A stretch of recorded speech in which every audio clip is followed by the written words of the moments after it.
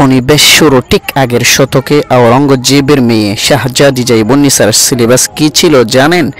Arabic grammar, গণিত, যুক্তিবিদ্যা, দর্শন এবং অন্যান্য বিজ্ঞান সহযোগে এটা ছিল গড়ে অনানুষ্ঠানিক কারিকুলাম। 1765 খ্রিস্টাব্দে বাংলায় 80,000 মক্তব ও মাদ্রাসা ছিল।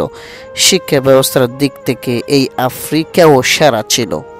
ফ্রান্সের নিষ্পেষণে নিঃস্ব আফ্রিকার সোনার দেশ মানসা মৌসার দেশ মালি টিম্বাকতো শহরে 3টা ভার্সিটি ছিল 16 শতকে।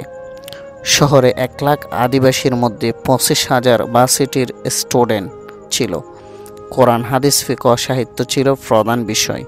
অন্যান্য বিষয়ের মধ্যে থাকত মেডিসিন, সার্জারি, জ্যোতির্বিদ্যা, গণিত, ফিজিক্স, রসায়ন, দর্শন, ভাষাতত্ত্ব, ভূগোল, ইতিহাস, চিত্রকলা। ভার্সিটির সামনে বহু ট্রেড সব থাকত। ছাত্ররা এখানে হাতে কলমে ব্যবসা শিখত। এখানে কাঠের কাজ, কৃষি, মাছ ধরা, চামড়া শিল্প, সূচিকর্ম, নৌবিদ্যা শিখত।